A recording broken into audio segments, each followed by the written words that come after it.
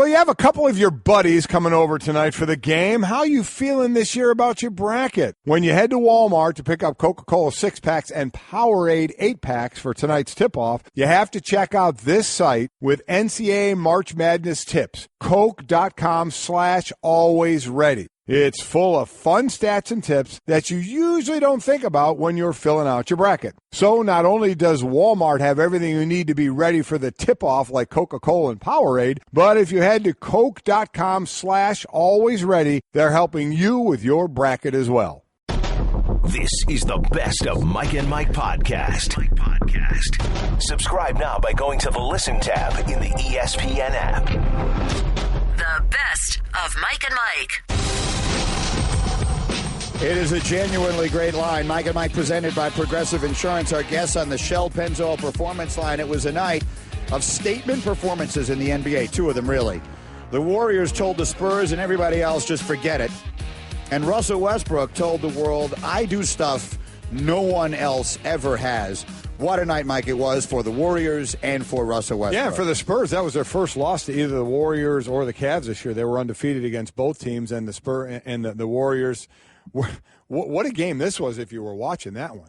San Antonio is up 15-0 in this game, up 22 in the first, and then they go on to lose that, eventually lose that lead and lose the game, and still without Kevin Durant, who's going to start more of the non-contact drills and then work himself into possibly playing a few games at the end of the season before they get to the playoffs. We'll get into that a little more, but they're kind of I think it's flipped a couple of times, and we're back to who's going to challenge Golden State and which team can challenge Cleveland in the East the way we are now with the way Cleveland's playing defensively and what Golden State's doing still without Kevin Durant. Here's something about it I kind of hate because people will look at this and they'll see a cause and effect. Yep. The Warriors have won 9 straight. Do you know the last game they lost? Kevin Durant, right? No. Oh, I thought you were going to say Kevin. Was the last game they lost was the night they sat everybody in the nationally televised game against San Antonio. Right. So Kerr was saying, we're tired. We really need this rest. And again, whether there is any connection between the two or not, he can now look the world in the face and say, yeah, it was awful to have to sit those guys. But we've won 9 straight games since. My team needed a rest, and look at the impact that it's had. They've won 9 straight games, and in the last 2 of them, in back-to-back nights, back-to-back road games, they beat Houston and San Antonio, their top 2 competitors. So I guess, Mike, I would have to ask you the question, even though I sort of know ahead of time that you don't know the answer. Do you think there's any correlation between those two, the fact that they sat all their stars that night and they haven't lost a game since? Well, I do think there is something to the rest, again, to go say a 9-0. But that's why these teams are doing it. They're backing it by science as well. The reason I mentioned Kevin Durant, I've heard people float out there that Kevin Durant coming back could mess up with the chemistry of this team, which is awfully wild to say about one of the top 3 players in the league to come back and have an effect like that on the team. But he'll be back soon. Now, that said, Yes, no one could ever, with a straight face, say getting Kevin Durant back is a net negative. It's obviously an overwhelming net positive. It is, however, I think, Mike, probably reasonable to say there'll be an adjustment period, which is why getting him back sooner rather than later, to use a popular NBA term now, is beneficial because they will face real competition in the playoffs, and you want to have that done by then. So in the first round, they'll play either Portland or Denver. You would assume they should win that easily. You want, by the end of that series, when you then might get, let's say, the Clippers in the next round, you kind of want to have worked him back in by then, right? Yes. Doesn't that make sense? Absolutely. That there will be some adjustment period. How long it takes, I don't know. And, Mike, what can you tell us about the condition he should be in when he comes back? Well, I mean, that's the whole thing. Remember, this was a contact injury. So what you're worried about is that contact happening again. But because it was a contact injury, it's getting that pain out. It's strengthening and tightening things up again. It wasn't a movement injury where you're fearful of that movement when he goes back that you're healing from. Contact injury is just that. It happened because of a certain contact that you don't see a ton of. So now it's getting back in shape because it was a lower body injury. He's been not doing conditioning for a long time, so he's got to work himself back into it.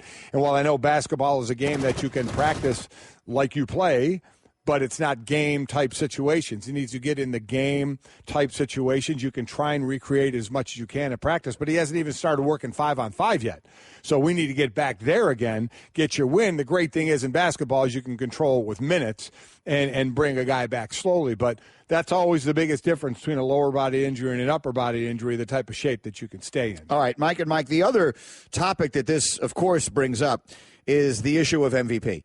And when Kobe was on our Sunday NBA show with Sage and company on Sunday, he said that he could see co-MVPs with Harden and Westbrook. And Sage asked him, would that be okay with you? And he said, not if I was a player, it wouldn't be. And a lot of people kind of called Kobe out. Hey, man, take a position, take a side. That's sort of a cop-out answer. But now that discussion is starting to pick up steam. Here's our very own Mark Jackson, who had very much the same thought last night. I tell you what, watching a lot of basketball growing up, playing in the league, coaching in the league, covering the league, I've never said this before, but I really believe it should be co-MVP. I think it would be a crime when you look at the season that both of these guys have had. Certainly other guys in the discussion if it was a different year. But both of these guys, you look at the numbers. I mean, it's absolutely fascinating to think that somebody could put up numbers like this and both of them are doing it. I really believe it would be a crime if one of them did not win the MVP. So I would feel complete if both guys share the award. Yeah, I don't know. I don't know if I go that far. I mean, listen, the guy who doesn't win it certainly will feel bummed out, but I don't think it's a crime. I don't think it's that, this, oh, my God, this monster shame that goes on. It happens. We don't get a lot of co-MVPs in sports, and we had Brian Windhorst on who has a vote, and I asked him, you can't in your vote give them both the same vote, the same, number value. So it's purely on the luck of the addition of how everybody votes and adding it up to co-MVP. So you can't actually vote saying, I want it to be co-MVP. So it's very, very unlikely that it's going to happen. The way this thing probably gets ultimately swayed is just how strongly the individual voters want their candidate to win. So let's say, for the sake of argument, you would vote, we said it this morning, you would vote for Harden, I would vote for Westbrook. Mm-hmm. If you really want Harden to win and you have a vote, now I don't know if this is the right thing to do, but if you really want Harden to win, you vote for Harden number 1 and you don't vote for Westbrook number 2. Right. Because it's a point system, right? And so, as Mike just said, the only way there are co-MVPs, it won't be a co-MVP because the writers decided to make them co-MVPs. They'll be co-MVPs because the way all the points add up winds up being the same. And as Mike also just said, it's only happened 3 times before in history, and it's never happened in the NBA. It happened in 2003 in the NFL, Peyton Manning and Steve McNair were co-MVPs. It happened in 1997 in the NFL. Brett Favre and Barry Sanders were MVPs. And it happened in 1979 in Major League Baseball's National League. Keith Hernandez and Willie Stargell were the co-MVPs. So it would be just a statistical oddity. But if you really want your guy to win, Mike, you vote Harden, and then you could justify. You could put Kawhi, you could put LeBron, you could put Isaiah Thomas, you could put a bunch of guys before you get to Westbrook, and now you are actually increasing the chance that your guy winds up winning the award. Yeah, that would just is that a justifiable argument? Certainly it is. There are other MVP candidates out there that are strong MVP candidates. Certainly Westbrook and Harden have gotten the lion's share of the talk for it, and understandably so. So I don't know. I don't know where this is going to go, but I do know I would vote for Harden, but if Westbrook wins, I'm certainly not going to have any sort of bad reaction to that at all. He's well-deserved of the MVP, just as I think Harden is. So it's the people that say, oh, my God, anybody who doesn't vote for Westbrook doesn't know a thing about basketball. That's when it starts to get ridiculous. These two are both worthy of the MVP, and it's just a matter of your choice of what you look at. I'm getting more and more tweets. Yeah, you take Westbrook off that team, they're a lottery team. Okay, I mean, that's not the way I always look at MVP, by taking them off the team. You take the best player off any team, they're going to be worse. So now we're judging on how much worse they're going to be as who the MVP is. I just don't like looking at it that way. So that's not the way I choose to look at it, but if that's the way you choose to look at it, that's fine. If that's how you would vote for your MVP, I have no problem with that. It is a big deal in this regard, though. I heard Dan Le Batard and Stu Gatz talking about this yesterday, and Dan was sort of making the point that it's such a trivial argument. We're splitting hairs. So what difference does it make which one you think is better? And I understand that. I mean, it is obviously true that you're splitting hairs. But it's also true that when we judge players' careers in their totality when they're over, we count up MVP awards. We do. It's one of the big things we count up. Every time we talk about a player's historical greatness, particularly in baseball, but in all sports, the first thing Hembo always sends me is how many times did he finish in the top 5 of MVP voting and all that kind of stuff. Because it is a good way of judging, how good a player was relative to his own era. An MVP award's a big deal. Yep. So, and these are both historically significant players. Neither of them, I don't think, are going to wind up being like Mount Rushmore players, but they're both going to be first ballot Hall of Fame players. So I think it is a big deal who wins MVP. Again, I would vote for Westbrook, but like you, I certainly won't, go marching in the streets if Harden winds up winning. It's about adding to your resume, right? How many MVPs have Harden won? He's won none. How many MVPs have Westbrook won? He's won none. All right. So, this will be the first. It is important. And I understand, Dan, and splitting hairs and who really cares at times. But certainly to them, it's very important. And to your resume, it is important. And these are 2 historical seasons. All right. We had some historical performances last night, if you will. Let's do off the top here, which we don't usually do late in the show, but it's a good way to go through some of the big stories from yesterday. And it does begin with Russell Westbrook. Mike, just go through these numbers. He had 57 points in a triple-double last night. Yep, 57 points, most points in a triple-double in NBA history. His second 50-point triple-double this season. Second player ever with multiple 50-point triple-doubles in a single season. The other this year, James Harden as well. So, and also, by the way, 2 monster comebacks for this team, against Dallas and then last night against Orlando to get a couple of wins. Off the top. Meanwhile, the Knicks have been officially eliminated from playoff contention, which is a shame because I really thought they had a late season spurt in them. And was going to lead them all the way, but potentially into a deep playoff run. Obviously, I'm kidding. They're done. They're going to run the triangle next year, and the real questions become, what is Carmelo Anthony's future with the franchise? Yeah, without a doubt. They're playing the younger players. Carmelo said he's at peace with it. He says he understands it is what it is. The writing's on the wall and all of that. Do we want to know just how bad the Knicks have been over a span of time? Do we really? Yeah, you know what? You probably don't, but I'm going to tell you all anyway. Dating back to the year 2000-2001 season, the Knicks have won 1 playoff series. That's tied for the worst with the Pelicans. Congratulations. Over the last 4 seasons, the Knicks have the 4th worst record in the NBA. 76ers first, Lakers second, Magic third, Knicks are 4th. At least Knicks, you're off the medal stand for that. Yeah. That's regular season record. It's embarrassing, but everything in the NBA is judged by the postseason, and you mentioned only they and the Pelicans have won 1 playoff series in that time. When did the Pelicans come into existence? And they were the New Orleans Hornets, right? That was that whole thing, and then Charlotte got the name back and all that. They just became the Pelicans. But when did they even come into existence in the first place? It's just a complete embarrassment. Elsewhere, and we talked about this with Buster Olney earlier this morning, it's something that got a lot of attention around the entire sports world yesterday. Mets closer Juris Familia suspended 15 games for domestic violence, which is not only obviously an extraordinarily significant societal problem, but one that the sports leagues have had a difficult time getting their hands on. And this one was handled by Rob Manfred, Mike, I think, in my personal opinion, extremely well. Yeah, they did it was October 31st when this incident happened.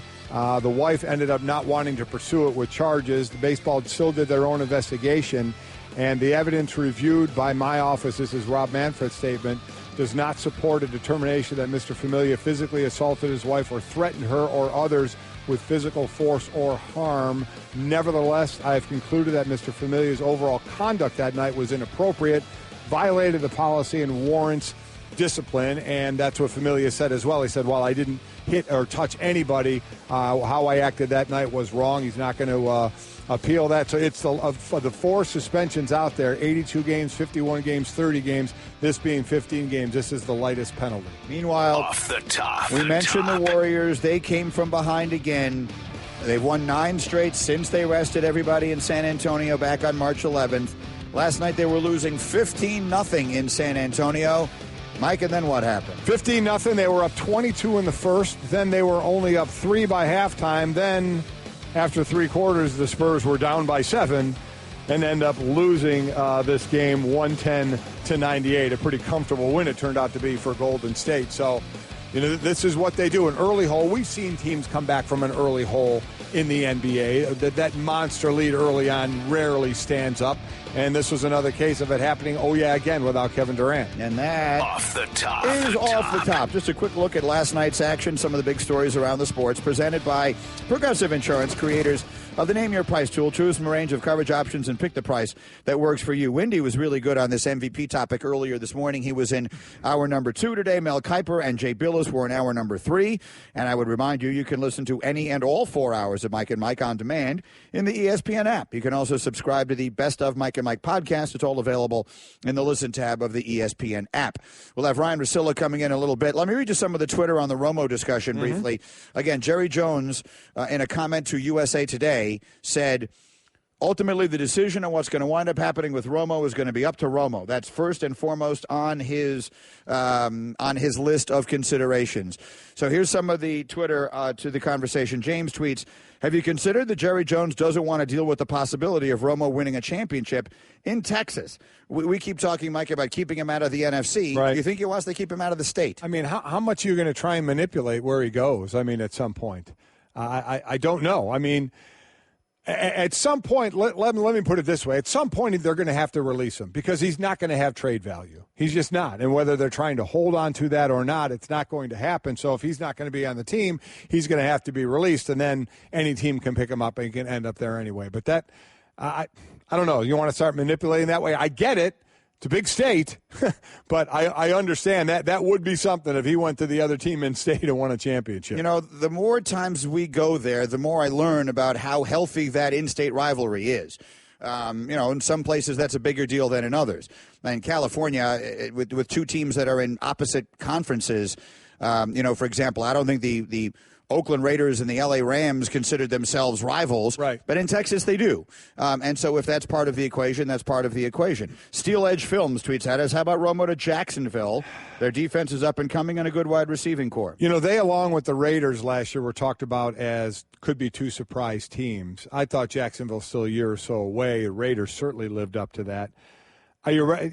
So for Romo, I still think it's a multi-year thing in Jacksonville. Are they ready to compete next year? Does Romo do that, or do you want a quarterback that you can kind of grow with? Because I think Bortles is not going to be the answer there. Hasn't been, and I don't think will be. So I do think eventually they'll go in another direction there. But is it with a 1 or 2 year guy? That's what I don't know if you want to get caught in that situation. Yeah, I mean, I think that they're an up-and-coming team, but I don't think they're a quarterback away from winning a championship, and that's what you do if you're going out to get Tony Romo. And then there's a bunch of stuff in here about the possibility of Kirk Cousins. Cousins remains, in theory, a person who could be in play if someone wanted to go a really long way toward getting him. Okay, we're going to take a quick break here because Ryan Russillo is ready to roll. We'll get Russillo in here. Look how dapper he looks. He's got the suit on. He's looking nice. Means he was on TV somewhere else. We will. We'll get Russillo up here coming up, and then the actor Hank Azaria, again, who has a new show coming up, who's just terrific. He's going to be in our studio this hour as well. So busy we will be as we continue after this word from DraftKings. The first golf major of 2017 is next week. And to celebrate, DraftKings.com is hosting a free fantasy golf contest with $100,000 in total prizes up for grabs. Whether you live and breathe golf or are looking to try a new fantasy sport, 1 week fantasy golf at DraftKings is for you. And fantasy golf at DraftKings is very easy to use. What you do is you pick 6 golfers before the tournament tees off next Thursday. Then just sit back and follow all the action live. Rack up points for streaks, per hole performance, tournament finishes, and more. Outscore the competition and win. You can't get closer to the action than this. Millions of fantasy sports fans just like you have experienced the excitement of DraftKings. Now you get the chance. Tournament starts next Thursday. So get to DraftKings.com. Get free entry in the $100,000 contest for golf's first major with the promo code Mike. That's code Mike to play free for your share of $100,000 in total prizes. Only at DraftKings.com, the destination for 1 week fantasy sports. Eligibility restrictions may apply. Check out DraftKings.com for all the details. We are back after this on Mike and Mike.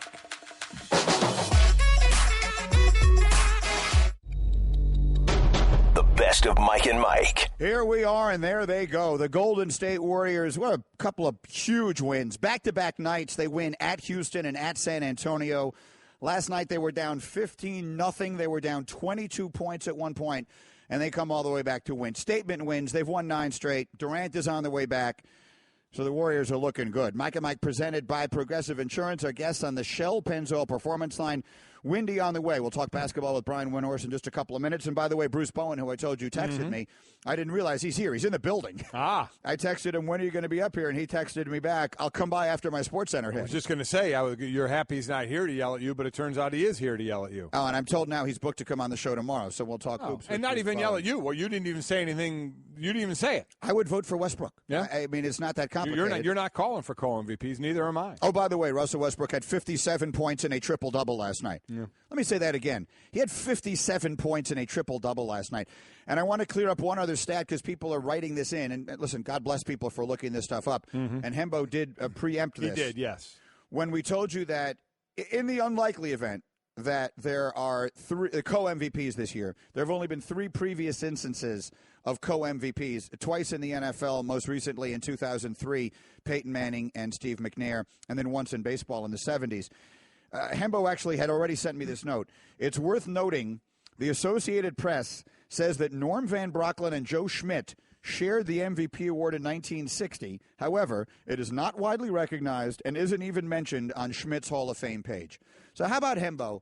He saw that reaction coming and preempted it. What we'd like you to do now, Hembo, is investigate it a little bit and find out why it's not widely recognized and why it's not mentioned on Schmidt's Hall of Fame page. I agree. Yeah, I'd like you to speak to the people who run Joe Schmidt's Hall of Fame page. There you go.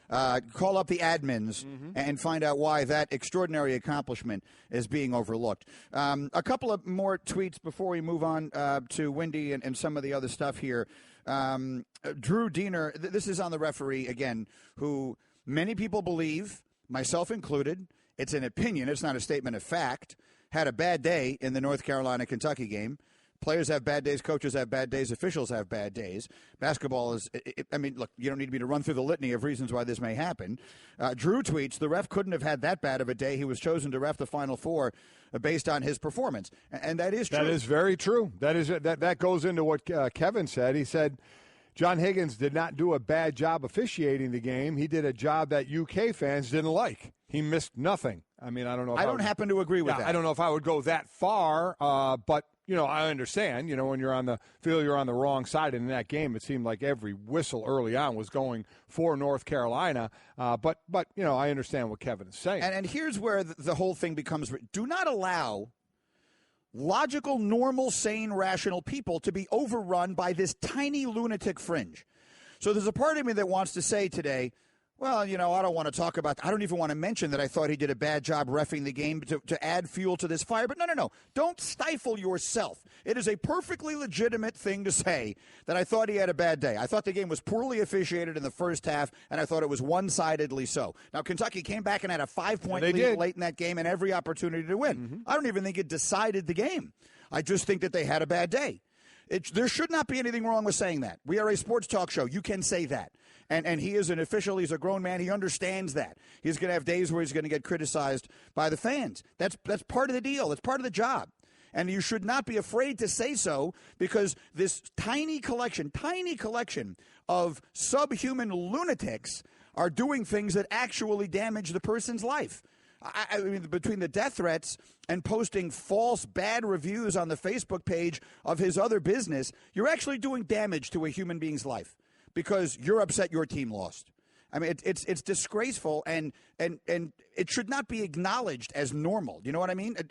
Is what I'm saying making sense? Like, if you say to yourself, well, I don't even want to say that he did a poor job officiating the game, it's almost like you're letting these lunatics win, because well, no, you're not. There's no thread of commonality between that and these people. There should be no correlation to us saying we didn't think the ref did a good job, and all of a sudden he's getting death threats and bad reviews about the business he owns. That's ridiculous. They are. It's a correct term, lunatic fringe, and it's obviously a tiny percentage. But when they're doing things like this, it's going to create a headline when an official has to go spend 2 hours at a police station talking about death threats he's getting. I mean, talk about losing sight of reality of where we are. It's ridiculous. Okay, onwards we go to far more rational topics. The NBA is coming up here on ESPN Radio. We got Damian Lillard and the Blazers.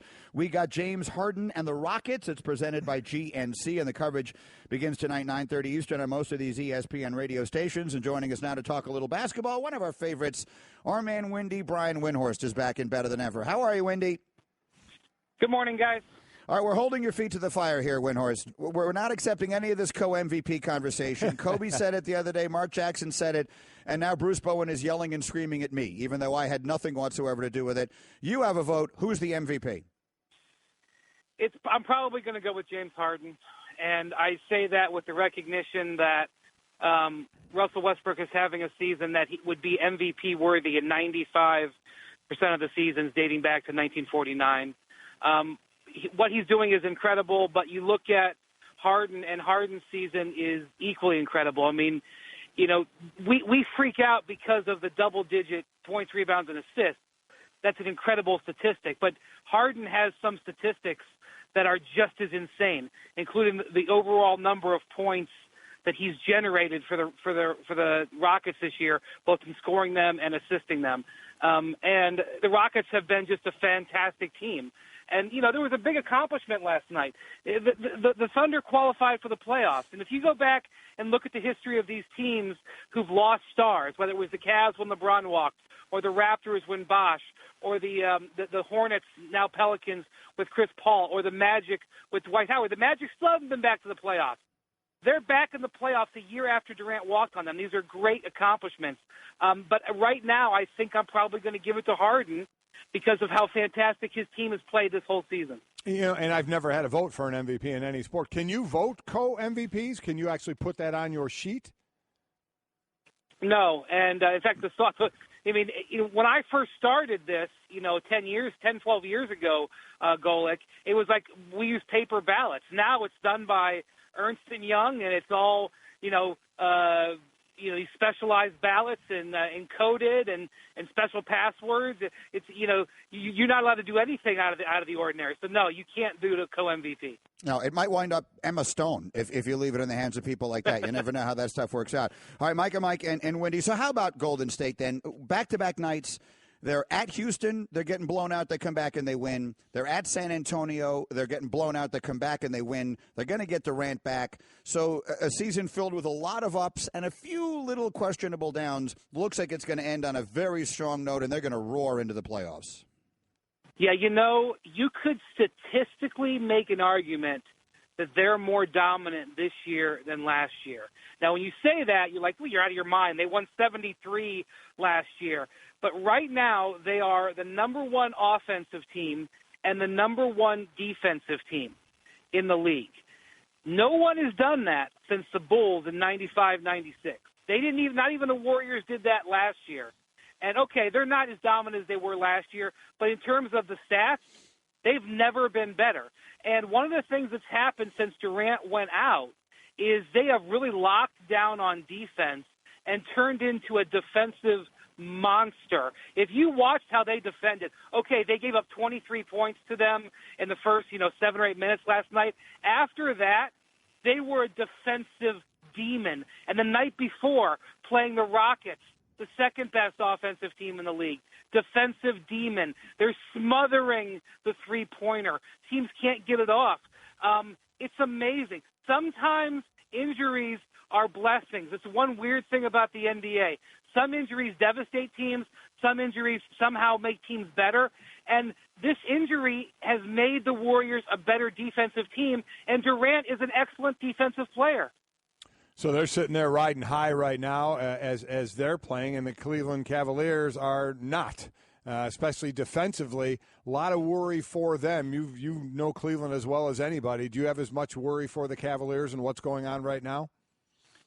Yeah, I'm headed to the airport now to go to Chicago to watch them play the Bulls tonight, where this is the Cavs' luck right now. They're playing the Bulls, who have won 19 consecutive games at home that are on TNT. It's one of the strangest streaks I've ever seen in my career. I can't explain it. Guess what the game is tonight? So you look at the Cavs, they're 29th in defense since the All-Star break. 30th is the Lakers, who are one of the worst defensive teams of all time. They are essentially 29th of 29 since the Lakers are in a protracted tanking maneuver. Their defensive habits are terrible. They kind of remind me of a high school team, like a good high school team that has more talent than common sense. When they get down in games, they have a habit where Kyrie and LeBron just put their head down and try to outscore the competition. That's been going on all year, and that's the kind of thing really super talented players do before that they learn that as a team, defense in the NBA is how you come back from being behind. So they have bad habits, and then they have different things on their roster. They have some guys who are hurt, like Kyle Korver. Korver, his injury has been devastating to them, very surprisingly, but they haven't been the same team since he got hurt. Then they have guys who are worn down, like I think Tristan Thompson is worn down. I think at times LeBron has been worn down. And then you look at guys like J.R. Smith and Kevin Love, who are a little bit out of shape because they've had injuries. So there's not one magic thing that's happening. There's a whole bunch of different things, and they've been getting blown out regularly, and that hasn't happened to a LeBron team since he was in his first year in the league. And so who is the legitimate threat to them in the Eastern Conference? Which team do you point to and say that team has a real chance, a very legitimate chance of beating them in a 7-game series? Well, I think Toronto and Washington are both super talented. Boston, it has a great system, and they play extraordinarily hard. I don't know talent-wise if Boston can do it because when you get into the postseason, these series, individual talent means so much. And right now, Toronto is sitting pretty. They've won 6 of 7. They've been the number 3 defensive team since the All-Star break, and they're about to get Kyle Lowry back. But here's what I'll say about the Cavs. We could get to mid-May, and they could be down to Washington or Toronto in the second round, and we could say, well, we've seen this coming for months. I guess the end of LeBron's dominance of the East is here. How could you not have seen this coming? But I know the NBA. I've been around long enough, and I can tell you that just as easily I could see when the games slow down and the Cavs' athleticism problems, get mitigated, and they get into the game plans of the postseason, and they get into the most dominating, one of the most dominating playoff series players of all time and get him going. They could very easily be back in the finals, and we could all be saying, how do we ever doubt him? I don't know which way it's going to go, but it could very easily go either direction. Certainly been flip-flopping back and forth, who's playing well, who's not, when Golden State was losing a few games. How about that now for Golden State? Let's remember, the Spurs were undefeated against Golden State and Cleveland going into that game last night. Now the talk is, is Golden State untouchable the way they're playing and getting Durant back? Do you see either the Spurs or Houston or maybe somebody else giving them any kind of competition in the West? Well, we thought they were untouchable last year, and they ended up having to go to 7 in the conference finals and 7 in the finals, and they lost. I think that getting the number 1 seed is a huge reward in the West this year because they're not going to have to play, Memphis, who is a challenging team that is a wearing-out team. Not only that, if you're in San Francisco or Oakland, you fly out to Memphis, that's a long trip. Right now, they're looking at either Denver or Portland in the first round, much less travel, which matters to that team. And you're going to be on the opposite side of the bracket. If you're San Antonio and you're going to get to the finals, you're probably going to now have to beat both Houston and Golden State. So I love the positioning that the Warriors have put themselves in. I think they're definitely far and away the favorite. However, we've all been around long enough to say, well, let's just all go home. It's done. Mike and Mike presented by Progressive Insurance. Brian Windhorst, our NBA insider extraordinaire, is with us on the Shell Pennzoil Performance Line. Wendy, I was reading some interesting quotes from Carmelo Anthony talking about being at peace with his role right now and how the Knicks' rest of their season is going to play out. But to me, it's not so much about the rest of this season as it is next season. Phil Jackson and Jeff Hornacek are talking about running the triangle. That's not the geometric shape that Carmelo Anthony fits into best in the NBA. So my question to you is it your expectation that after all of this, he will relent and he will get himself out of there this offseason? I hope so. I hope he does it for himself. The Knicks, and I should say that Phil Jackson has done everything but pack Carmelo's bags for him. A couple of years ago when he was a free agent, he challenged him to take less money. He challenged him with, the way he's handled the coaching hires. I don't think Phil's wanted Carmelo there since he got there. I think he wanted him to leave in free agency. And frankly, looking back, I wish Carmelo would have left in free agency. He had some fantastic options that summer, and he didn't. And he stuck with the team. He has given so much to the Knicks and their fans. They haven't been able to do a good job around him. And, he's been so loyal because he wants to play in New York. He's happy in New York. And part of it is selfish. He likes playing there. He wants to play in the big city. But he's earned the right to do that. So, they are, to me, like this whole triangle thing is just them poking the bear, trying to force him to give up his no-trade clause. And if this doesn't work, they'll try something else. Like if I was counseling Carmelo, I would say, as long as Phil's going to be there, he's going to hound you to get out of town. Why don't you just give him what he wants and try to make the last segment of your career productive for you? The problem is, even if he relents, guys, it's really hard to find a trade partner for him. He makes a lot of money. He's not as good of a player as he used to be. And, the Knicks, they're not going to just give him away for free. So it's going to be a challenging situation, but I really think Carmelo should just take the hint and move on because the Knicks are doing everything in their power to force him to get out of there. He's Brian Windhorst. I agree. I mean, it's tough to watch. And I'm not sure how they've gotten to where they've gotten, but I completely agree with everything you said. All right, Wendy's on his way to watch the Bulls and the Cavs tonight in Chicago, and we'll check in again soon. Thank you, Wendy. Take care, guys. That's Brian Windhorst. Mike, if you were Carmelo Anthony, what would you do? Well, it's so interesting with ego of players as well, because there's a side of, do you want to make it look like they won and got you out? They want you out. And I like how Wendy said, they're hinting. If hinting is using a sledgehammer on a fly, then yeah, okay. Is there a stronger word than hinting? So that's what it comes down to. You have to think about quality of life, how you're going to be in that situation if you stay there and you don't really feel like you're wanted. And then the other side of it is, are you letting them for, quote unquote, win by driving you out, doing exactly what they wanted to do, get you out of that city? Or, do you say, I'm not letting you win. You gave me this deal. You gave me the no trade. I'm good here. You guys deal with what's going on around me. So all depends on the individual and how they want to handle it. That would be, if you looked up the dictionary definition, however, of cutting off your nose to spite your face, it would be that, right? Yeah. I'm going to waste. Sure it would. He already has, and it continues. The remaining good years, however many good years Carmelo Anthony has left, years that he has remaining where he can be an upper echelon level NBA player, whatever exactly it is you think he is at this point in his career. He's certainly still a very good player. However many years of that he's got left, 2, 3, whatever it is, it would really be the definition of cutting off your nose to spite your face to say, you know what, Phil, because I don't want you to win this, I'm going to stay here and play with this dreck and play in this triangle. Phil Jackson is going to coach this team from the stands. He is telling them what to run, but he's not running it. So, he's going to coach the team from a seat in the stands that he only attends home games anyway.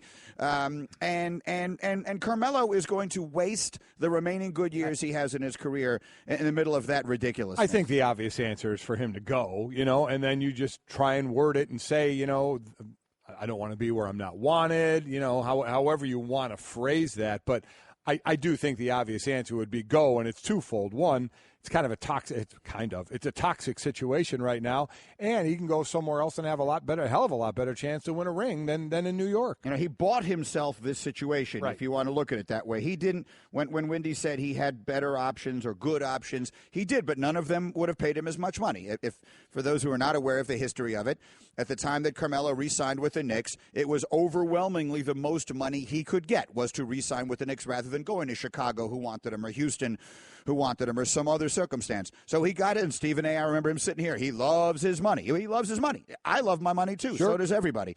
So there's nothing wrong with that. But the point is that's the position that he winds up in. However, he got the no-trade clause. So he completely runs the situation. He can handpick where he wants to go so long as there are teams that want him. I have to believe he will get out of there this summer. Yeah, I think when push comes to shove, yes. I do think eventually he will be gone. I hope so. How often do you hear a reporter say, I hope so for his sake? That's where the Knicks are now. ADT presents What to Consider When Considering Home Security. An ADT sign is more than a sign. It's a line in the sand. On one side, your family. On the other, an uncertain world. For over 140 years, more people have chosen ADT to help prevent crime than anyone else.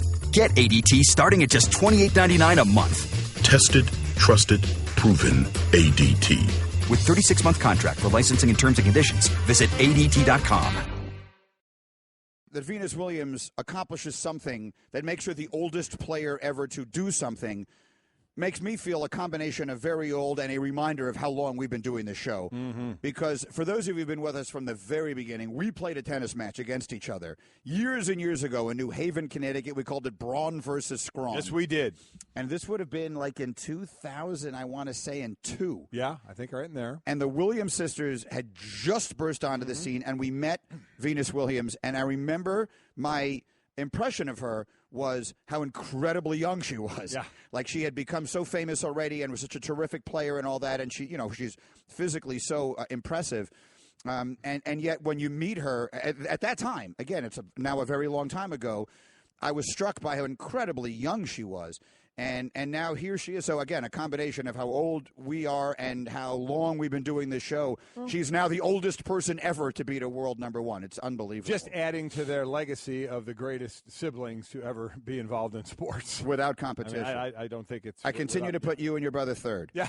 I go the Williams sisters first, the Manning brothers second, the Golic brothers third. Then it's a real big tie. And by the way, Mike, SportsCenter is indeed brought to you by Dollar Shave Club. Okay, the smarter choice for getting a fantastic, high-quality shave at an affordable price. And right now, new members are going to get their first month of any DSC razor for $1 with free shipping. After that, it's just a few bucks a month. Get yours at dollarshaveclub.com/Mike. Okay, so the National Football League has a huge problem, except it isn't actually a problem at all. They're moving a team to Las Vegas, and gambling thus becomes an enormous issue, except it doesn't. While we were having this conversation yesterday, Mike, and I never got a chance to work it in because we got busy with other things, but at one point while we were talking yesterday, I got an email from David Purdom, who wrote the note to me on the in-house email, and he writes, Greeny, I'm one of the gambling writers for ESPN Chalk. And I've been following the debate over sports betting legalization closely for years. You and I were talking about that yesterday. Mm-hmm. And he said, I want to, whatever. He likes the take that we had on it. But then he writes, one of the biggest storylines on the issue at this point is what appears to be a growing divide between ownership and Roger Goodell, who said last night that ownership, quote, strongly opposes legalized sports betting.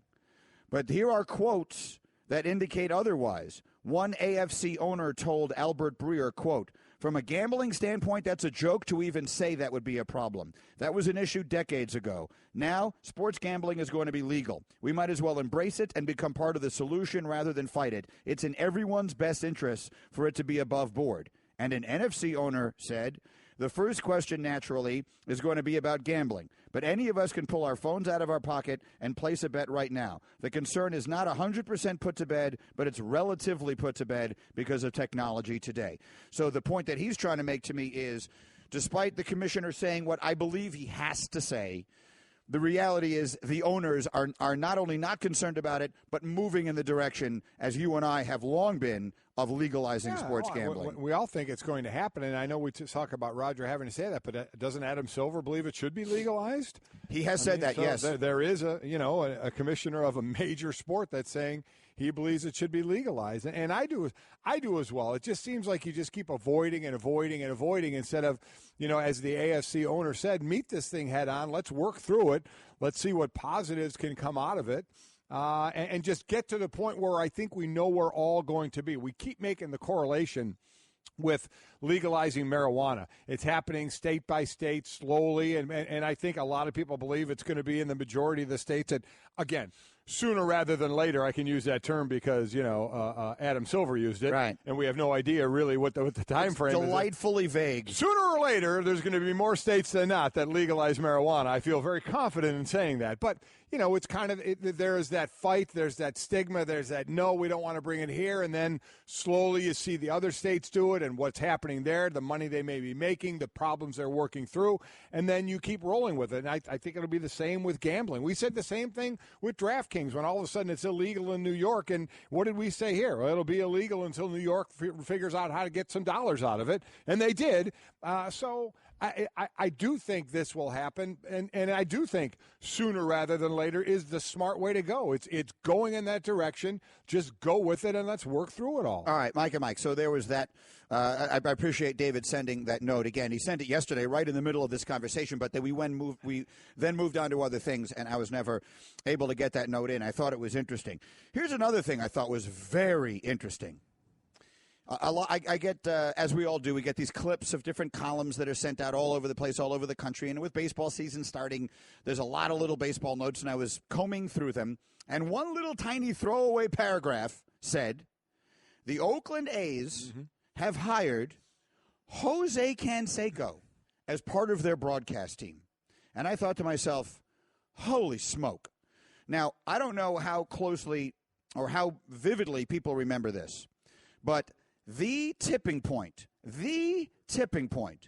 the steroid issue in baseball had nothing to do with Barry Bonds, had nothing to do with Alex Rodriguez, had nothing to do with Mark McGwire or Sammy Sosa.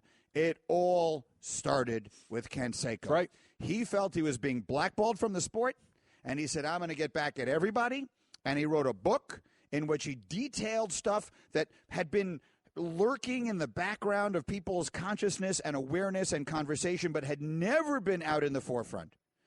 And I cannot sit here and tell you that every word he wrote in the book proved to be true, but boy, he was a heck of a lot closer to right than most people wanted him to be at the time. And where was that book referenced? The Mitchell Report? Congress? I mean, that book was referenced in some major, major places. No doubt about it. And Jose Canseco is still says some outlandish things even past that, post that book. And now he's a broadcaster. So here we go. How about this? This is a great note.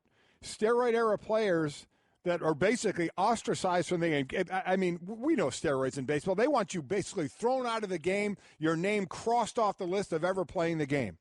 Mark McGwire is a Padres bench coach. Barry Bonds is now, he was with the Marlins last, and now he's with the Giants as an advisor with the Giants. Alex Rodriguez is Fox, broadcasting at Fox. Major national platform. Major. He's hosted Live with Kelly Yes. Ripa. I mean, he has been fully embraced by the world again. And I think he does a very good job. Oh, by the way, you know who's sitting with him on that desk? Pete Rose. Correct. For Fox. Yeah. And now Jose Canseco is the A's broadcaster. So all these pariah, get them out of the game, are all back in the game in some capacity, and we'll still see if some of them end up in the Hall of Fame. It is, well, yeah, and Canseco, you're 100% right. Canseco's not a Hall of Famer. No. I mean, but you're right. But Bonds and A-Rod. A-Rod. Bonds and A-Rod. If the word steroid didn't exist, if you wanted to make an argument that Bonds and A-Rod are the two greatest players that ever lived, you could do it and defend it easily. Bonds would be the next one talked about. Should he be the unanimous choice if steroids were never mentioned? And he wouldn't be because he kind of, and so would A-Rod. I mean, A-Rod hit 700 home runs, and he was a great defensive shortstop, for crying out loud. The position of shortstop used to be if you could hit 260 and play the field well, you were an all-star. The guy hit 698 or something like that. He wound up like 1 or 2 home runs short of, I forget exact, 4 home runs short, 696. Right, 696 home runs as a shortstop who willingly moved to third base to go play baseball, even though he was a better defensive shortstop than Jeter. But whatever. But here they are in the game. The best of Mike and Mike. But I hadn't seen these. Did you see the Canseco tweets that Brooksy has? No, I did not. I had not even seen these. But Canseco, again, he's become sort of an outlandish character. He tweeted, proud to be the newest member of the national sports media. My first proposal is ban Bud Selig from Cooperstown until Rose and McGwire are in. Let's vote. He also tweeted, I hear the amount of free food the media gets is insane. Worried about media belly, so please make my spreads heavy on the paleo. So he's funny. And a lot of people looked at the inclusion of Selig in the Hall of Fame, which I firmly believe he belongs in the Hall of Fame. But because he was the commissioner during the steroid era, some people look at that and say, should that be a signal that the players from that era should be allowed to get in? Do you see a cause and effect there? I'm sorry, give me the last part of that again. What do you think that Selig getting in, having been the commissioner during that era, should have any influence on the players of that era? No, I think the players, I think it's separated from that. I think it's just when the voters and the writers and the voters are going to just get past this and that stigma and put them in. I got a question for you real quick. Yeah. 2.5 years over under. Jose Canseco is with a nationally broadcasting somewhere. Under. He'll do it. Because right now it's with the A's. He's good, and he's gonna talk. He's gonna say things. So how quickly before someone plucks him nationally? Yes, he's going to be outrageous, and he's going to be crazy, and he's going to be willing to say things, and that's what people are looking for. So yes, I personally don't have any problem with it, and it begets the question I want to ask you. I want to make it Straight Talk, brought to you by Straight Talk Wireless. Best phones, best networks, half the cost. I believe that the overwhelming majority of the much maligned baseball writers of America, the association members, genuinely want to do the best they can. They want to do the right thing. I know that there is a belief that a lot of them are biased in certain ways against players they didn't like or whatever the case may be, and certainly in some cases I'm sure that's true. But by and large, I think they want to do the right thing. So those who are keeping the steroid guys out because of their personal belief that the steroid guys just shouldn't be in. They were bad for the game. It was bad for the game, and it should not be rewarded. Should those writers view the fact that, as you just read, Mark McGwire is working in baseball. He's employed by a Major League Baseball team. Alice Rodriguez is employed by Fox Broadcasting, by Fox Sports, a major national thing, and actually was an advisor for the Yankees and all that kind of stuff. Fox is a partner of Major League Baseball, probably their biggest financial television partner. Who would you forget? Barry Bonds. Barry Bonds is currently in the employ of a Major League Baseball team. Pete Rose. And Pete Rose is not, and he's not allowed to be, because he's the only one who's actually on the banned list. Okay. So put him out of it. Gotcha. But the steroid guys, should they take that as a signal and take it into account when they make this decision every single year about voting for them? Should that be a factor? Look, that baseball is accepting them. Yeah, baseball. The teams themselves have accepted these guys back. The teams absolutely have accepted these guys back. If you're a writer, wouldn't you take that as a signal? Baseball is telling me. They're telling me. The people who actually run the sport are telling me there's a place for Mark McGwire here. There's a place for Barry Bonds. There's a place for Jose Canseco. And again, Canseco is not in this Hall of Fame discussion. Thing, right. But McGwire, certainly Bonds, and when it comes time, A-Rod. Should the writers take those signals into account? No, I think they should, but they're human beings. So I think actually some of them will, and I think some of them will say, well, baseball has accepted them back to on the field, in the booth, whatever it is, to be part of the game, but that doesn't mean they need to be accepted and honored as one of the all-time greats of the game because of what they did. I think without question there will be those that will think that as well and still say, that's fine. You can be back in. Well, wasn't that the talk of people were saying about Pete Rose? Just let him back into the game. Don't put him in the Hall of Fame. That was what some people were saying. But let him be part of. I was saying the opposite. My personal view is the opposite. Put him in the Hall of Fame. And don't let him back again. Gambling and the steroid thing are two different things. They are two different things. So, not to cop out on your answer, but there's so many voters for this, and they're human beings. But if you were a voter, would you take it into account? Yes, I would. I would too. I mean, we're biased to this because we would be putting them in now anyway. Right. So, but I would take this as further evidence of why you should. The sport I'm trying to keep them out of being honored in is accepted them back into that sport. Correct. Yes. That's a fact. Yes. That is a fact. Mark McGwire is currently receiving a paycheck from a Major League Baseball team. So is Barry Bonds. That should be taken into, in my opinion, if you are a voter in this, that should be taken into account. I'm not telling anybody how to vote. You have a vote, you have a conscience, and again, I back in my time as a reporter, I knew a lot of these writers, and I genuinely believe, as maligned as they frequently are, that the overwhelming majority of the baseball writers want to do the right thing and believe they are doing the right thing. And as such, you should be open-minded enough, in my opinion, to look at the totality, the preponderance of the evidence or of the information. And I think a significant part of the information is Major League Baseball is telling you these guys are welcome back. Well, Buster only just emailed in and to answer your question. And this is what he said. MLB says A-Rod, Bonds, McGwire, Clemens are all members in good standing. The Hall of Fame says the steroid guys are all in good standing. We know this because they put them on the ballot, unlike Pete Rose.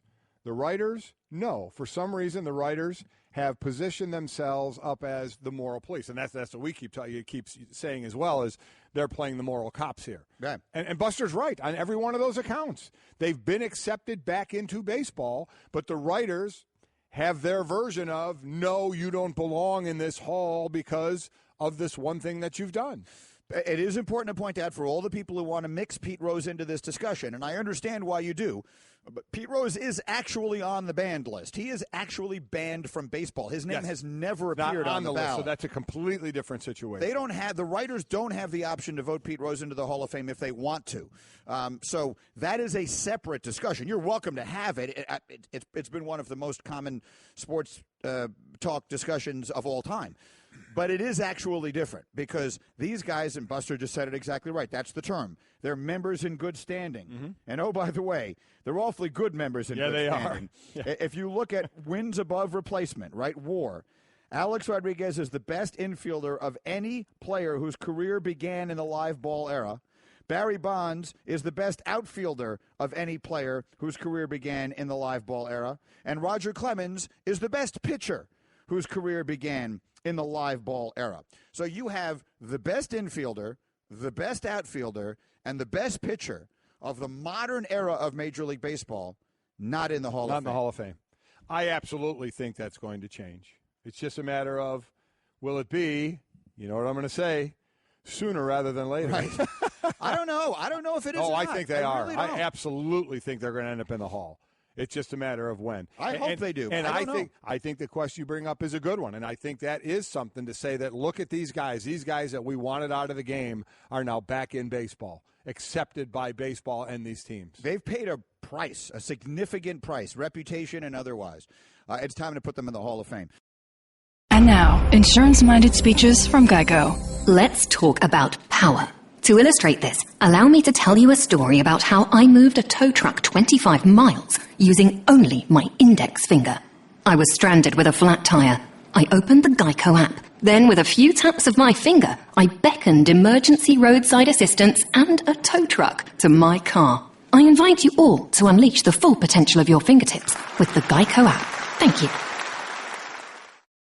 Back and better than ever, Mike and Mike presented by Progressive Insurance. Jay Billis and Mel Kiper, both on the Shell Pennzoil Performance Line coming up in this hour. What was that note about A-Rod that just flashed by here? Is that we have that exactly right?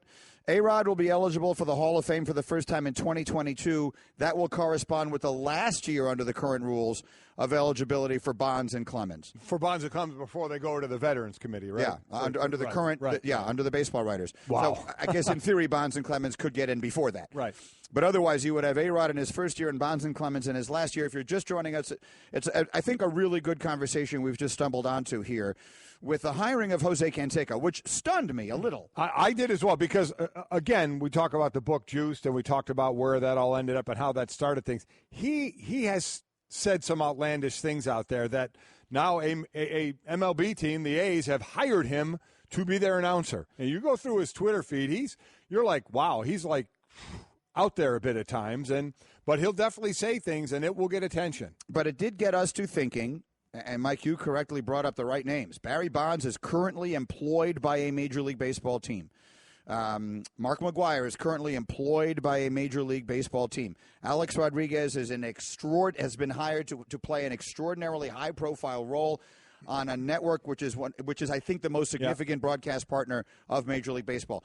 Should those be interpreted as signs to the baseball writers? The sport has forgiven them, or has forgiven them. Yeah, it has to be. Yes, absolutely, forgiven them. And thus you should too.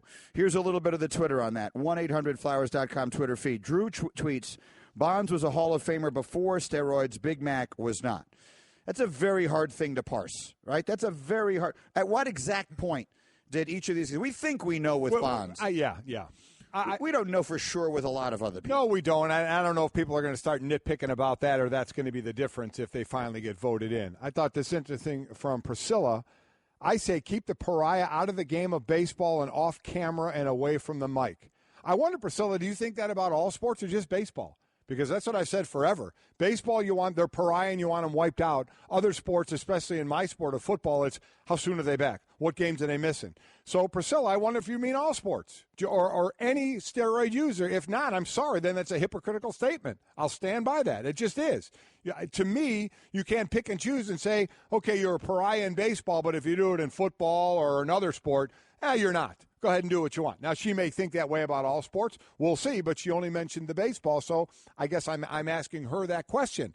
If it's bad in baseball and you want them out, shouldn't you feel that same way about all the other sports? And is pariah really the right word? Okay, these are guys who did something that everyone acknowledges you shouldn't do, but everyone was doing it. And that's the reason I changed my perspective for people who've been with us long enough.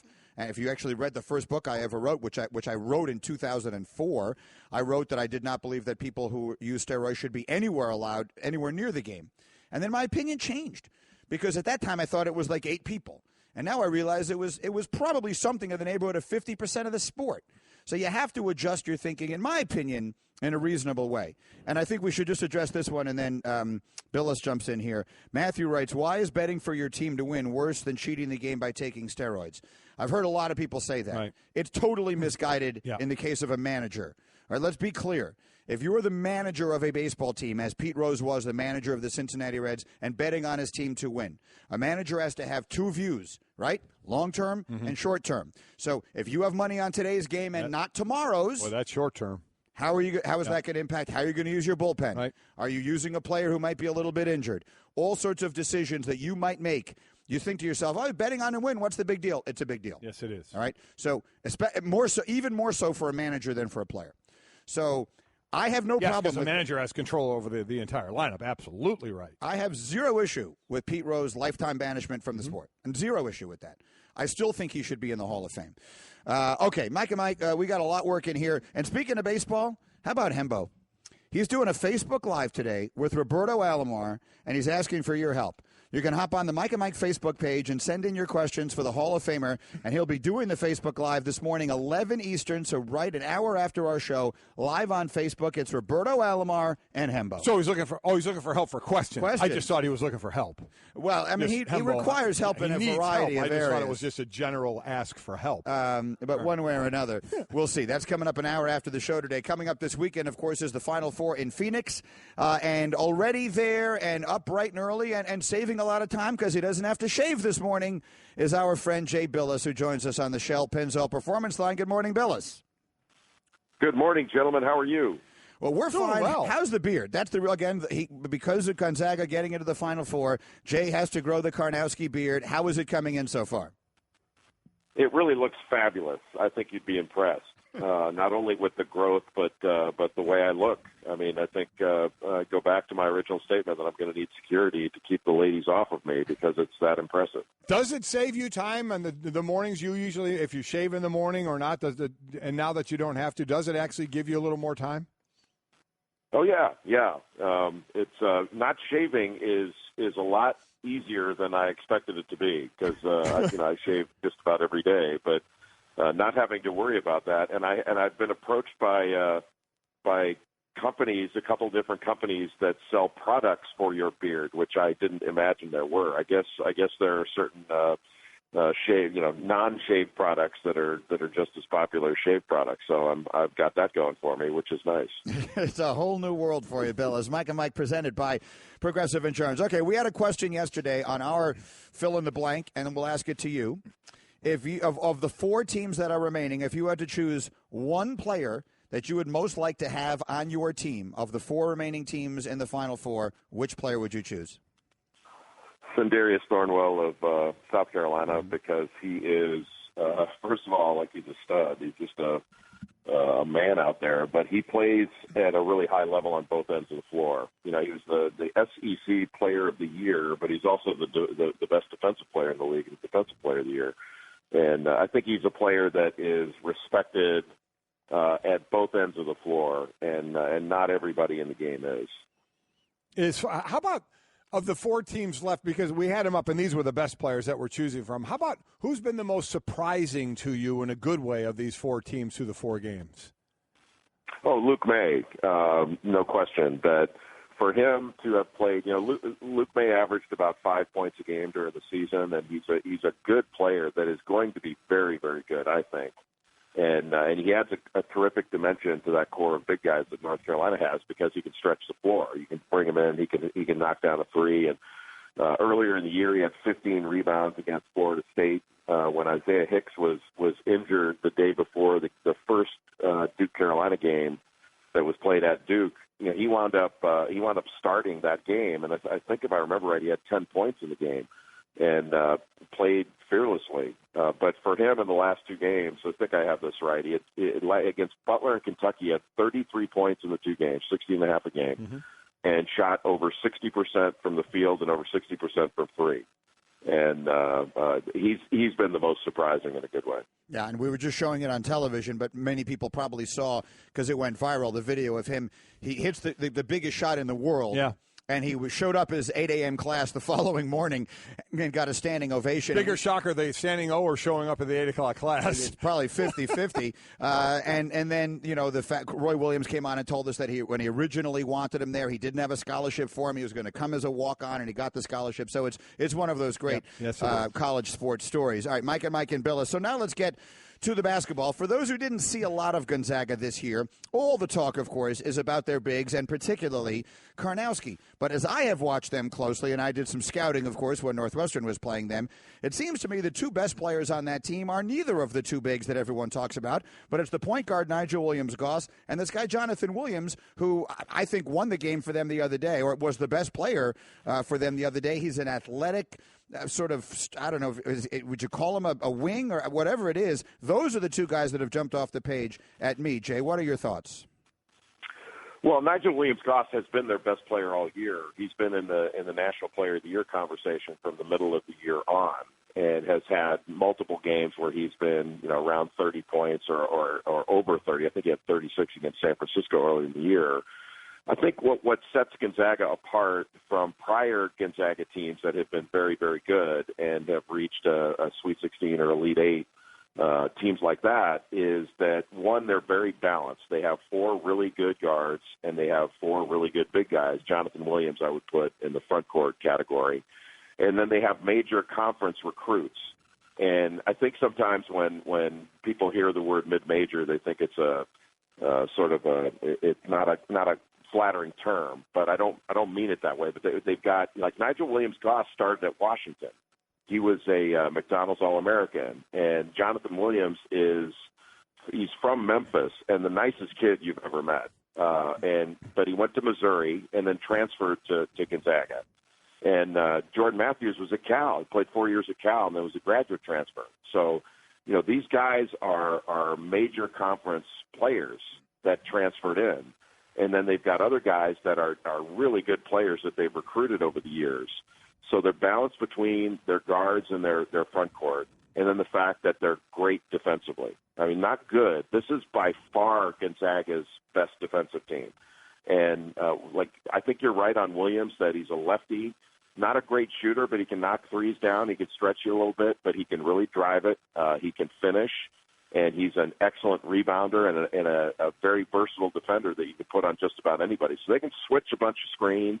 They play different defenses. They're really, really talented defensively, and I think that's what makes them different from prior Gonzaga teams. And why, when guys like, when all of my colleagues were saying, hey, we were all saying, hey, they're legit, and people were going, well, we've heard that before, and they lost in the Sweet 16, stuff like that. I go, no, this is different. They defend differently. They're much better than people think. Well, let's bring that up with South Carolina, because to the numbers, they're next. They're second to Gonzaga with that defense. And we all know about Thornwell. He's been unbelievable. But universally, we seem to hear that they are the toughest team defensively from the physicality standpoint, that they're just that tough, physically. So talk about them and their defensive side of the ball and the problems that could bring for Gonzaga. I think the difference, Mike, is that South Carolina is really hard to get around. Like they are really physical. They play you chest to chest. They pick you up. It's more of a half-court defensive team, but they pick you up at the half-court line. Their help is really good, so you're always playing. You seem like you're playing 1-on-5 all the time. But it's hard to get a straight-line drive off of them. So it's hard to put them into help. and it's really hard to play like drive and kick basketball, and it's hard to like turn the corner. You can't get to the basket. It's really, really difficult, and they don't, it's physicals there. They don't foul very much, so it's not like you're shooting a bunch of free throws. I don't think until you've been through it, you realize just how tough they are defensively. And the problem for South Carolina all year long, like even now with the way they've played in the tournament, they played at a higher level in the offensive end of the tournament than they did all year. They're still ranked outside of the top 100 in offensive efficiency. That's unusual for a team to get this far. And they have performed at a much higher level offensively in the tournament than they did before the tournament. And their defense has been a constant, but without their offense performing at a higher level, they wouldn't be here. That's been a huge factor in their moving forward to this point. Mike and Jay Billis, so just finishing up on that game, how many pros are we watching on the floor in that game? In the Gonzaga, South Carolina, is Thornwell a pro? Yeah, I think Thornwell's an NBA player. Yeah, I think he'll make it. Is Williams? Yeah, well, that's a little closer call. I think he'll have a chance because of his athleticism. He doesn't shoot it particularly well. That's not a strength of his. But he's one of those guys at his size. It may be a little more difficult for him. Nigel Williams-Goss? But I think he is. Yes, he's not a superior athlete, and at those positions, at the point guard position, he's big and he's got size and he can score and he knows how to play. But do I think he's an NBA player? I do. But it's not a no-brainer. And then the last one, of course, is Karnowski. I mean, he's been as talked about as any player. He's been in college, it feels like, for 20 years. That's the most wins. And he's so distinctive looking, and soon, Jay, you will look just like him. Is he an NBA player? I think so, but the problem is, like, he's had a back injury, and then, he lost a lot of time with all the problems that he had with his stomach and all that stuff that came from the back injury and the surgery. Like he's had back surgeries. And so, playing in the NBA and playing that schedule, that could be difficult for him. He's moving well enough now that I think he could absolutely do it. And so I do think he can play in the NBA and probably will. But again, it's not, that's not a no-brainer. The guy that on Gonzaga's team that's going to be the best pro or the coveted pro is Zach Collins. Right. The freshman big guy. He played in high school in Las Vegas at Bishop Gorman High School. Steven Zimmerman, who went to Vegas, UNLV, and then went pro after his freshman year, and Chase Jeter, who was the number 11 player in the country when he came out of high school, were on his team and played ahead of him. Zach Collins was considered the third best big guy in his high school team. And he's better than both those guys now. I mean, he's really, really good. Is he going to be one and done though? I mean, he's a freshman. Is he going pro? I don't know. I don't think so. But look, in today's game, I assume they're all leaving until they come back. Yeah. So I have no idea what he's thinking.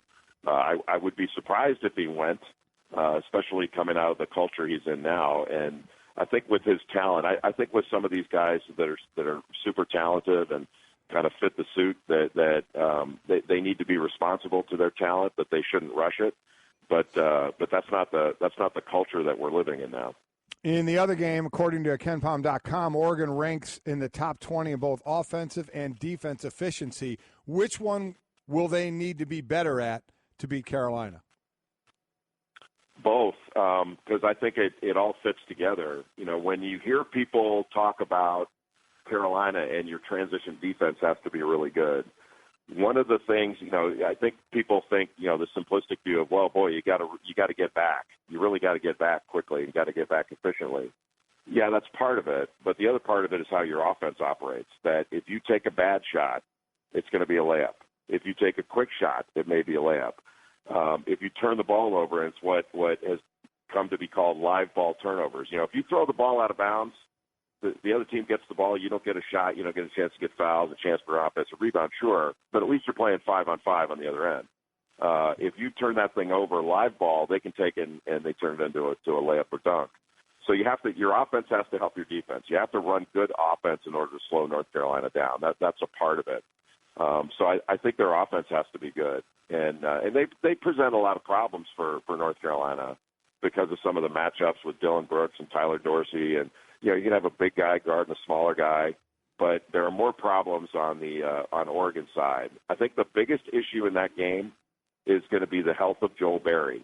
If Joel Berry's healthy, North Carolina's in really good shape, and I like their chances to win and win the whole thing. If he is not, because he's injured both of those ankles badly. I was stunned that he came back and played against Kentucky and played so well. It was to me it was remember he limped in there and then he ran back out. I'm like, what did they have Mr. Miyagi in there? How did that happen? Because he rolled that thing sideways and it's his other ankle. That wasn't the injured one. So he's playing on two, sort of what I would consider badly injured ankles. And if he's not healthy, then I think Oregon has not only a puncher's chance, but has a great chance to win. And yet you said all along, I remember it going all the way back to the beginning of the season, that all other things being equal, if everyone plays their best, Carolina is the best team. Would you right now, if I told you had to bet an amount of money that mattered to you, would you pick Carolina still right now to win the whole thing? Yeah, I think the two best teams are Carolina and Gonzaga. I think that would be a great final. But I've really enjoyed all year watching South Carolina play. I did not think their offense would carry them here, so that's been a surprise to me. And I've loved Oregon all year long, but I thought when Chris Boucher got hurt, I thought that was going to be too difficult to overcome. And it's hard, it's kind of hard to believe. Like I wasn't thinking about this possibility when Derek Walton had a shot in the air to beat Oregon. It's remarkable that they've done this without one of their best players. Their third leading scorer, second leading rebounder, and leading shot blocker. It's really absolutely remarkable that they've accomplished this. Final Four is in Phoenix. If you see Jay Billis, get a close look at his face. It won't look the same as usual. Thank you, Billis. Thanks for getting up early. We appreciate it. My pleasure. Thanks for having me. That's Jay Billis live in Phoenix as we get set for this weekend's Final Four. I think South Carolina obviously is the biggest surprise here, but I agree with Boucher being out. Who expected Oregon to make this run? I mean, to go this, I did pick them in a couple of games and then had them out saying, okay, I think they can only go so far. And then to that, I do think it will at least justify the regular season a little bit if Gonzaga gets to the finals and or wins this thing by having only one loss. Because we always say, boy, you play this tournament over 10 times, you could get 8 different winners. Who knows? But and a lot of times that can be true. But it's nice. It would be nice to see if you do end up with the top team being what a lot of people thought could have been the top team all year. Yeah, and if you have North Carolina Gonzaga in the final, you have two 1 seeds. Yeah, you do. So you have. Let's say there was an argument over maybe one or two other teams that could have been on the one line. You have inarguably two of the top 5 or 6 teams in the country. So that feels fully satisfying. If South Carolina wins, it's a stunner. Right. Oregon, less of a stunner, but still a bit stunning. And the thing that sometimes I wonder about with Boucher getting hurt, the kid at Oregon, and then you see this guy Jordan Bell just step in and all of a sudden dominate these games. Someone gets a chance, more of a chance. That's exactly it, right? That's exactly it. Right, how you step up and who stepped up more, and that's why I asked the question that Jay said, how about Luke May from North Carolina and that kid's story and what he's doing now. 5 points during the regular season, averaging 12.5 now in the tournament, 16.5 in the last 2 games. Were you surprised that he was at his 8 o'clock lecture the following morning? Very. I mean, I think I'm glad he got a standing O, but yeah, I was a little surprised. Just the sort of cynical-minded people that we are now about big-time college sports, that would be like the furthest thing from your mind. Is he going to be at an 8 a.m. lecture after hitting the biggest shot of his life? I think what I'll say is when I'm not considered a star, and he is not, and you make a shot like that, I'm probably up at 5 in the morning just walking around in public. Going into the bagel shop, the local, breakfast place. No one can buy you anything. Oh, yeah. No. You can go into the bagel shop. They can't give you one free. No, they cannot. For this whole thing, he'll never buy another breakfast. Yes, he will. Until he leaves. They're not allowed to give it to him. But they can slap him on the back and shake his hand. Yeah, that's exactly right. And they can give him a standing O, which he richly deserved. The best of Mike and Mike. All right, we are Mike and Mike. He is Ryan Russillo, and his show, Russillo and Cannell, headed out to Phoenix, Glendale, to be exact, site of the College Basketball National Championship game on Monday. They're live every day, 1 to 4 p.m. Eastern here on ESPN Radio. Good morning, Ryan. Morning, guys. A lot of stuff going on here. We opened the show this morning with Mark Jackson becoming the second very prominent person to sort of advocate co-MVPs in the league this year. Kobe Bryant did it on Sunday. Mark Jackson did it last night. What do you think? I hate it. I get it because this is brutal. I don't know who I'd vote for. I've changed my mind from Harden to Westbrook to James to back to Westbrook. I'd like to be a little old-fashioned and go, if Westbrook's really going to do this as a guard and average a triple-double in this day and age where the possessions are so much fewer than when Oscar Robertson did it, like this is a big deal. So I'd still go with Westbrook, but then I don't want to set a precedent where the next 5 years from now we're arguing why aren't more guys winning MVP. Like sometimes things are challenging, sometimes things are difficult, sometimes people get left out, and somebody, 2-3 really good players are going to get left out of this thing. So I don't think they should change it. What, in your mind, would happen in the next, handful or so games that are left in the season that's going to determine it for you? Well, Westbrook's not going to all of a sudden not be able to rebound. No. Which is, I think, the most impressive thing of all of this is that a guy that size, that the rebounds you go, is he really going to keep this pace up? Can he physically keep this up? And ever doubting him physically is the biggest mistake you can make because the analogy I use, you remember the old movie, the Disney movie Sword in the Stone, Excalibur, and everybody's trying to pull this sword out of a stone. And the strong men from all over the world are coming by to be the next chosen one, right? And I think if Westbrook lived in that village, he would wake up every day, he would whistle into the town center, and he would try to pull the sword out until the sun went down. And then he'd shrug, and then he'd go back home, and then he'd get up, and he would do it the next day, and he would wonder why people looked at him weird, going, do you not get what I'm doing? Like, I'm going to get this thing at some point. And people would go, what's wrong with him? He plays with an intensity that I've never seen. I think he's the best athlete that's ever played in the league. So I'm okay with him getting it. That's what I would do. But then sometimes I contradict myself by saying, well, what if LeBron James were on the Thunder? We'd all take them more seriously as a threat in the playoffs in the West. And would the Cavs be the 1 or the 2 seed in the East? And then you look at Harden's whole thing, and he's got more wins than Westbrook. So I understand the challenge here. I just don't want to do a thing where we start going every year, well, this guy's really close. So it's the MVP. Like, one guy's supposed to win it. Somebody tweeted in, what if LeBron James had the triple-double right now? Wouldn't even be a question, would it? Not a question. Wouldn't even be a question. But I think LeBron, with the way that he plays, I think it's just more team-friendly. I mean, this thing we're seeing with Westbrook is great, but I'll admit there are times, although his clutch numbers are incredible compared to the other guys this season, there are times where I think he forces the issue so much that I worry about them in the playoffs becoming predictable to defend. If you're really locking in a 7-game series against them, it's just going to be Westbrook. We're going right at you. I think they become easier to defend that way. Their win-loss record in his triple-doubles, however, is extraordinarily good. So when he's putting up big numbers, it's not like he's doing it at the expense of the team. Right. He's doing it and contributing to winning games. Right. They don't beat good teams. I mean, for the most part, they're under 500 against teams that are over 500, which is kind of, look, there's only a handful of teams that are really good in that record spot. I get why everybody's struggling with this, Greeny, but I don't want to do this. I don't want to do it. And then it's like, you know how things work. We start progressing further and further away from what we actually thought the whole point of the MVP was supposed to be. Right. No, to me, it's Westbrook. I would vote for Westbrook for a lot of the reasons you just described. The other thing that I would say about Westbrook, when you look at the way he plays, is if you had said before this season or at any point in the recent times, a player in the NBA is going to average a triple-double, we all would have thought it would be LeBron, right? I mean, that would have been the obvious choice. So the fact that it is Westbrook, to the point, you say, well, if you put LeBron on the Thunder, would you take them more seriously? Yeah, you probably would. He's a greater player. I don't think that's not what we're arguing over here, and it's not debatable. But for a player, to your previous point, of Westbrook's physical stature to be doing the rebounding, we wouldn't have been surprised if LeBron did it, but it is remarkable that Westbrook's doing it. I think I'd be surprised if anybody cared enough to want to do it. It's exhausting. Yeah. And I've heard some say, well, when you look at the bigs in Westbrook, there's an understanding that Westbrook's going to get those rebounds and that sometimes the bigs aren't defending enough because they're leaking out because Westbrook's going to go ahead and get the rebound. I think that's so unfair to Westbrook. I mean, Westbrook makes high-level wing NBA players that are pretty athletic, he makes them look stupid. He makes him look slow. He makes him look like an old guy in a pickup game that he shouldn't be in.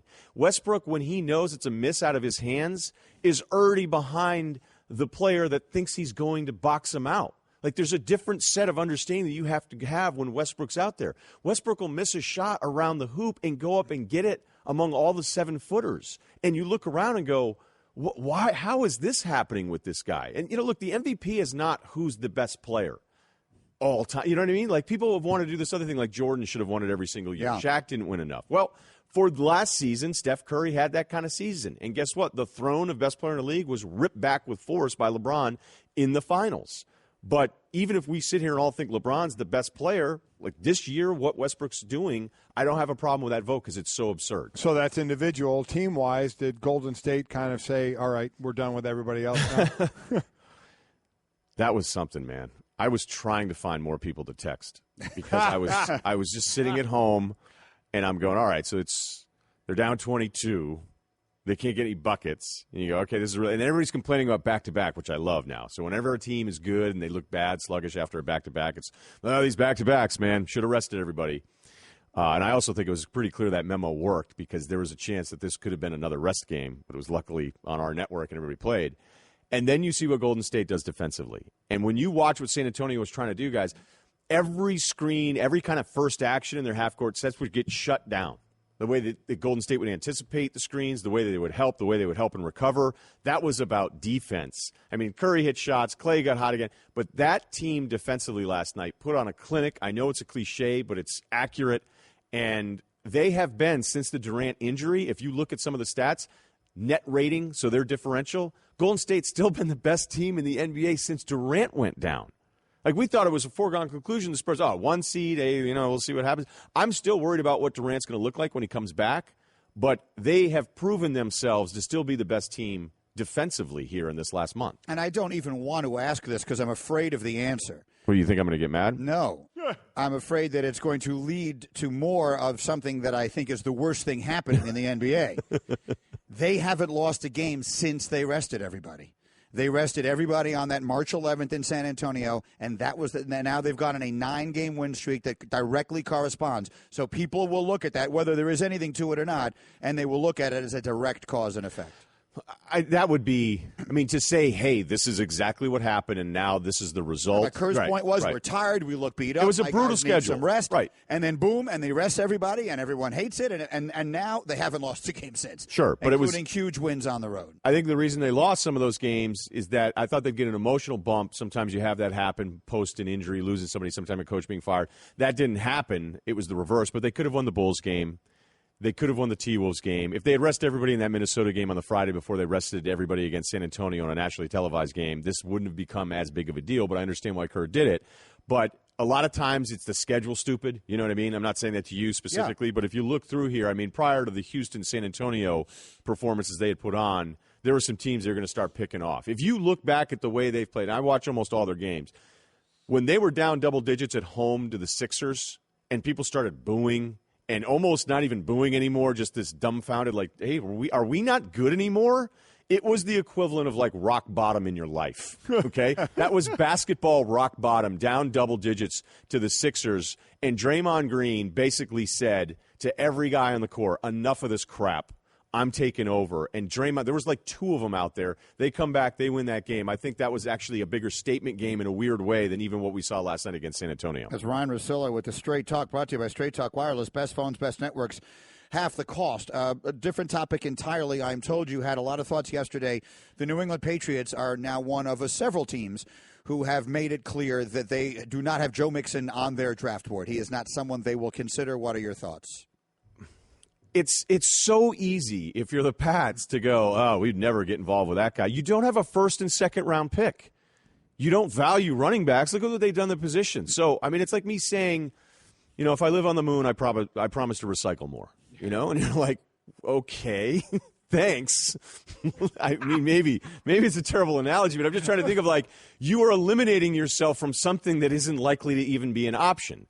And I got to tell you, like, living up there and being day-to-day with the team, like, I respect that Belichick will go after players that have baggage and doesn't care. Like, in a weird way, I admire it because he is so above the noise. He doesn't care about your distraction questions. He doesn't care what you think. He thinks if he can get a reduced value player that can help his team, he's going to go ahead and do that. And you've got a million fans that are perfectly happy with that arrangement. So I'm not even knocking that. But might this be actually an edict from ownership? It's definitely Kraft. It's definitely Kraft saying it, but then it turns into this thing. And when I'd be up there, it would be like, somebody would have baggage. And they would go, well, the Patriots would never do that. That's not the Patriots Patriot way.